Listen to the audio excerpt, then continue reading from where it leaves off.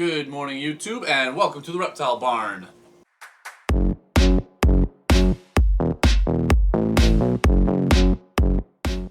Today, we'll be discussing and showing a couple of snakes, talking about normals in the ball python world. This applies to any species, though. And the reason I'm talking about it is because some time ago, I had a polite disagreement with somebody who basically stated that if this snake changes other morphs, color, pattern, whatever, then it can't be a normal. That was the statement, right? And I don't agree with that. So I wanted to make a video about why, rather than just argue forever. And it was polite. It was not no one was angry, but I don't believe that's true, and I want to talk about why. So I have here for your viewing pleasure. I actually was going to pick a different snake than one of these. I have two snakes here I'm going to show you, okay? They are normal ball pythons. There is absolutely nothing else going on with what people would consider genetically inheritable traits in ball pythons, okay? These aren't het for anything. These are just normals, okay? And they're big, so I've got them in a big old tub. Ah. Okay, let me hold them up for you. The larger snake right here is Xena. It's a female normal. The somewhat smaller snake over here is also a female normal named Bellatrix. Okay, you can already see, most of you should be seeing some differences here, right? This one seems to have more of a black back going on, pretty much the entire length of the snake. Okay, this one has nothing of the sort. Xena here is much lighter in color. Bellatrix is much darker. For a normal, she's actually very dark. I was going to pull, instead of Xena, I have another normal that I was going to pull who's really light, but she actually just ovulated, so I'm not going to use her. I don't want to bother her. So first off, this should tell you something. Unless this snake looked exactly like this snake, then clearly their phenotypes have to be different. The phenotype is the actual physical expression of whatever genes are going on, right? And to claim that these aren't normals because the pattern is different from this one to this one, and the color is drastically different from this one to this one, to say, well, that means that they're not normals, that's just not true. Of course they're normals. The problem arises because of the vernacular we use in the reptile hobby. We are full of terrible word use in the reptile hobby. Calling a homozygous animal a super is ridiculous. Calling a het animal a het is ridiculous, unless you're also going to call any dominant trait in its heterozygous form a het. But we don't do that. If something is a pinstripe, we don't call it a het pinstripe, we just call it a pinstripe. Even though it's only heterozygous most of the time. I'm sure there's super pinstripes out there somewhere, but it's dominant, so they look exactly the same as a heterozygous pinstripe, right? You following me so far? I hope so. If not, maybe I'll have to slow down here. But basically, I just am pointing out, we use a lot of incorrect terminology in this hobby already, all right? Or we apply the terminology inconsistently. The same goes for normals, wild types, classics, whatever you want to call it.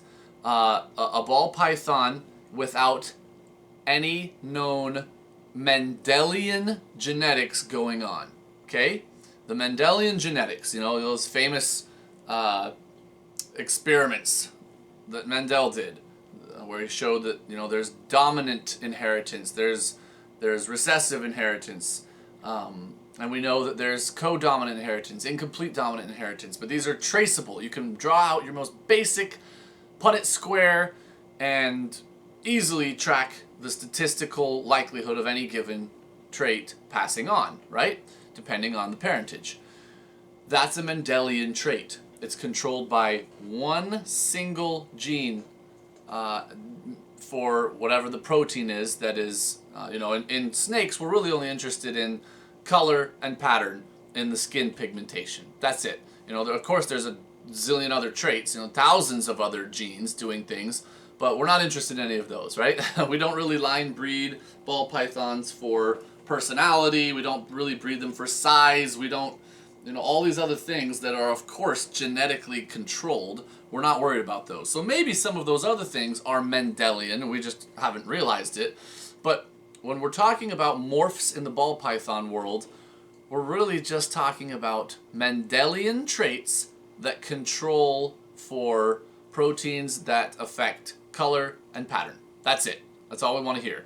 So if it's a trait that is not color or pattern related, we're going to call it a normal, even though it's a perfectly legitimate genetic trait. Maybe it's a trait that is controlled by multiple different genes. Don't worry about that. We would still probably consider it a normal. Something like size, right? Larger ball pythons tend to have larger babies, but there isn't the size morph, so we just still call it a normal, right? This is an adult female, and this is an adult female, but she's way bigger than her. And it's not only about their age or how much you're feeding them. Much of their finite growth potential is genetically controlled, right? Does anyone out there think that Shaq is going to have a small child? It's very unlikely. But there isn't one gene in Shaquille O'Neal that makes him a very, very, very large athletic human. There's a whole bunch of genes at play. And most of them are not Mendelian in inheritance type. So we would call him a normal, even though he's abnormally massive and powerful and tall. These traits, or these words we use, don't apply very well in almost anything except for species like a ball python, where they happen to have a ton of color and pattern mutations that happen to be inherited in a Mendelian fashion, right? We're spoiled. We're really spoiled that way. Boa constrictors, reticulated pythons, leopard geckos, corn snakes, all of these animals have higher than normal number of color and pattern traits that are controlled by one single Mendelian type gene, right? So, if it changes other morphs, it can't be a normal. That's just plain not true. There are a ton of genes floating around this normal female that are going to affect the offspring and the look of the offspring in a different way than the offspring from this female.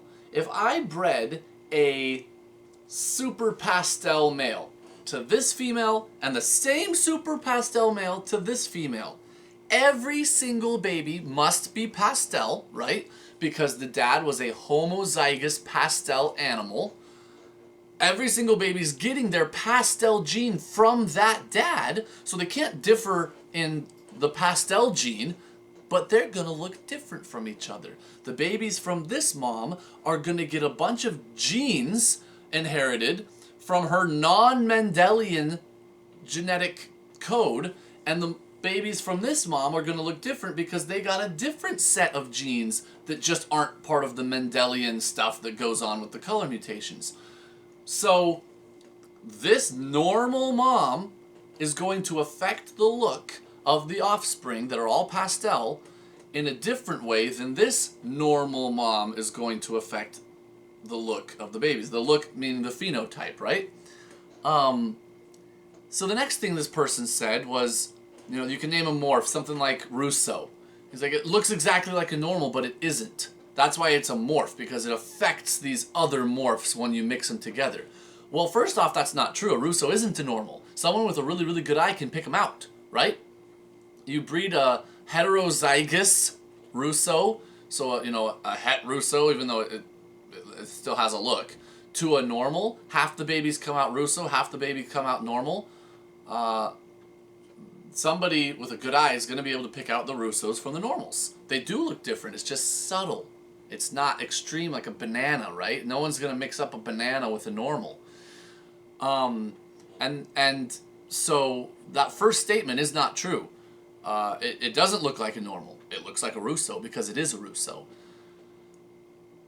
It isn't the effect that it has on other morphs that makes it a morph. If that comes across correctly. The wild type gene on the wild type allele on any locus is changed. And maybe the Russo or whatever gene you're looking at is so subtle that you can't even really tell. You're not sure what the markers are making it different from a normal. But there was a mutation somewhere in history on that particular allele that survived and passed on to offspring, and now it exists, and it is no longer the wild type animal, and it does something, right? So anyway, and he's trying to say that there's dozens of morphs that are all look normal, but they aren't because they do something in other combos. Well, no, there's not, right? A yellow belly, a good eye can pick it out. I don't have that good eye for yellow belly, but some people do. You can pick it out. There's little subtle things that it does. You know, the flames are different. The overall color is just different. It's hard to pinpoint exactly. The discoloration on the belly is very frequently there. There's things people look for, right? And sometimes they're not certain because they don't have the perfect eye, but that doesn't matter. It's a Mendelian trait that either is there or it isn't. In normals, that's not the case. These traits aren't just there or not there. Mixtures of them can be there. You can have a trait, a physical expression of something that, you know, affects the appearance that is controlled by 9 or 10 or 11 different genes. And depending on which cocktail of genes you get, you'll have subtly different outcomes. If that were not the case, you couldn't line breed, right? You have Brian Gundy with this gorgeous line of pieds, his yellow striped pieds, I think he calls them. They look phenomenal, far superior to a regular pied, but there's not another Mendelian morph that he's mixing in. It's not a fire pied or a yellow belly pied or a pastel pied.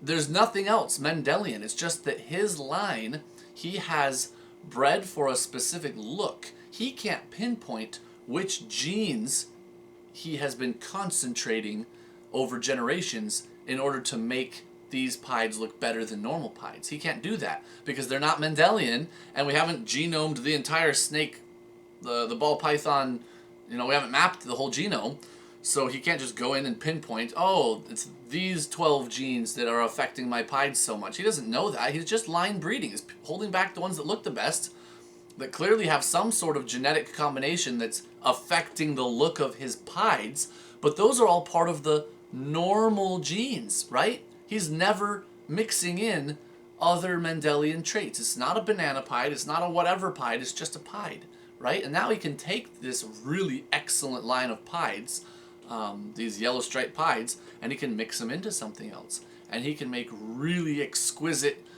you know, clown pieds that look way better than everyone else's clown pieds because he's been working on it for, you know, 12 years or however long he's been working on it.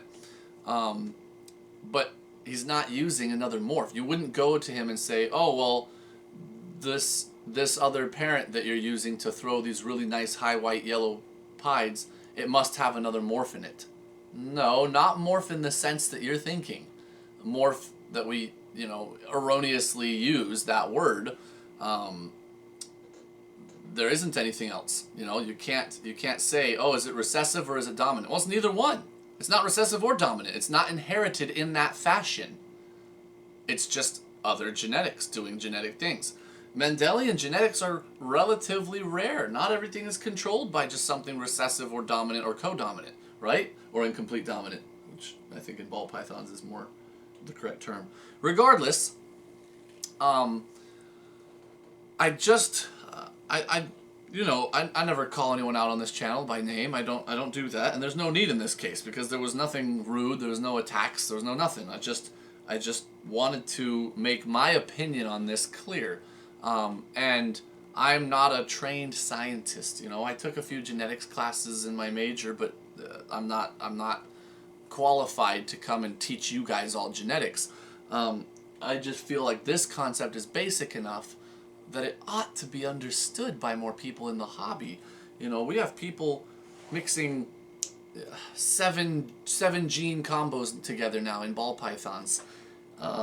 We ought to be able to have a basic understanding of the difference between Mendelian genetics and everything else, right?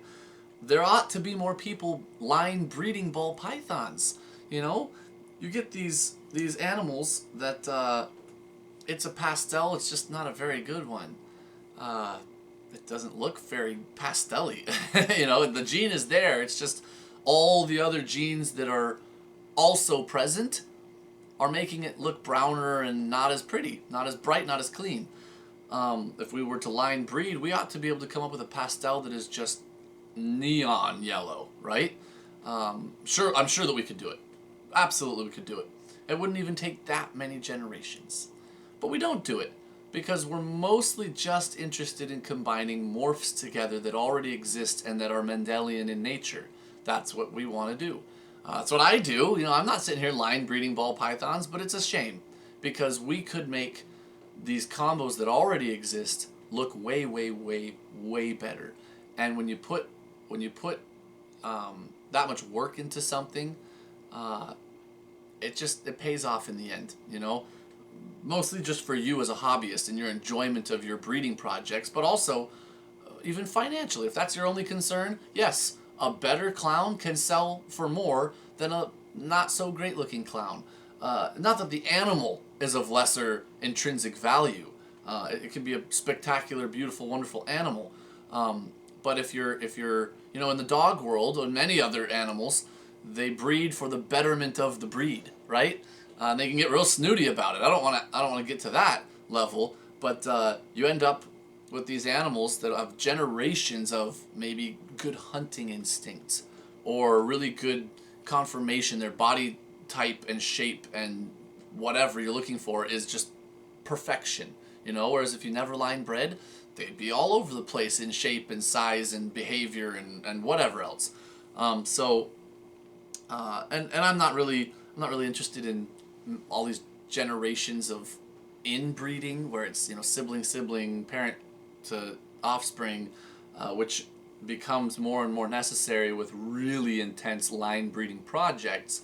But there's things that we could do. We could just kind of, in general, not hold back as breeders the less excellent examples of the snakes that we hatch. I know a lot of breeders say they do that they only hold back the best examples and they only purchase the best examples. Most of them, I don't believe them. You know, if they've been shooting for a specific combo and, you know, it's a 1 in 32 odds and they finally hit it, they're going to keep that snake. Whether or not it's a great example of the genes, they're going to keep that snake. And people act as if your original animal, say you wanted to get into Axanthics, and you buy an Axanthic, you waited until you found a really high quality one, excellent black and white, real clean sides, crisp pattern, great contrast. You held out and you really waited for a good quality one. People act as if that means that the Axanthic allele, making that snake an Axanthic, is a better copy, a better version of that allele than someone else's. But that is not the case. It's the same allele as everyone else's, at least if it's the same line. You know, if it's a VPI Axanthic, it's the same VPI Axanthic allele as everybody else's. It's all those other genes involved that change one VPI Axanthic to another. It's these other genes that we're not tracing. We're not keeping good records of these other genes because they're not Mendelian and it's much more difficult to do so. But those are the genes that you would need to line breed a project and keep your super nice Axanthic that you paid top dollar for really super nice. If you just breed it to any old snakes now, you throw it to whatever happens to be in your collection, after one generation, you might lose some of that real nice, good color, good crispness, whatever you were hoping for in your project, you might lose that. But most people don't pay attention to that. If they bought a really nice one, they just advertise forevermore, you know, this is the best line of Axanthics out there. Well, it's the same as everyone else's VPI Axanthics, right? Anyway, I hate stepping on toes, but I also hate misinformation that is making people think falsehoods about their snakes, right? So I apologize to anyone out there if you feel that you really are line breeding and I've just claimed that you're not. I'm sorry. I'm not trying to tell you what you are or aren't doing. If you're line breeding, awesome. Anyone out there, by the way, who is line breeding ball pythons and really line breeding them and keeping their lines clean and pure, please let me know. I would be interested. I really would love to hear about your story and what you're doing and which gene it is that you're trying to keep super, super clean. I would love to hear that, you know? Anyway, so yet another plug for normal ball pythons. You know, if I were to say I want a real dark GHI, if I want a GHI that's super, super dark, I'm going to breed him to this girl instead of this girl. She's darker. Something in all of her other genes is making her darker. That doesn't mean that I can say, well, it's probably incomplete dominant, so half of the babies will come out real dark GHIs and half of them will come out. If that's what you're taking from this, then I've not been clear enough. You just increase your odds by some margin, maybe only by 1%, maybe by a huge percentage. I don't know, because I don't know, I haven't tracked over many generations the differences between her babies and her babies. In fact, I don't think we've ever gotten babies from her. This is her first year breeding. So anyway, that is all. I appreciate your patience. I know that there's a few of you out there who actually stick with these videos from beginning to end, and that's pretty remarkable of you. Congratulations for having an above average attention span. But I appreciate all of you who watch even just a minute or two to get the snippet that you were interested in. I do appreciate all of the support, all of the precious minutes that you spend on our channel are appreciated. All the likes and comments and all that stuff, I really, it means a lot to us. We like watching our channel grow. We like reaching more people. We like educating. We like talking about snakes. I like talking about snakes. So this is just like, you know, I've heard other vloggers talk about how it's like therapeutic to vlog. I always thought that was kind of wacky. But it is, because I love snakes and I love talking about them. And I feel like, even though I'm just talking at a camera right now, it's not going to come out till tomorrow. It's like you're all here listening, you know? And then I get comments and I'm like, they were listening. They commented on something I said. So it's really nice. Anyway, that is all. I'm going to go put this big, beautiful girl back. She ate a big old rat. It was like 4 days ago, so she's fine. But I can still see a little bit of, not even a lump anymore, just a little bit big. So I don't want to stress her out or anything. By making her move. You know, I was gonna like try and show you their bellies and show you their sides and show you their heads, but I don't want to mess with her too much. I hope you can all see that this girl is darker and has somewhat more of a black back pattern, and this girl is lighter and has more of the eyelets and whatever you want to call them, the splotches down the back. Because if you didn't see that, then you're gonna be like, well, no, they do look exactly the same to me. You're just crazy, and this whole video was null and void. But that is not the case, I promise. At least to the naked eye, they're pretty drastically different, even though they're just normals.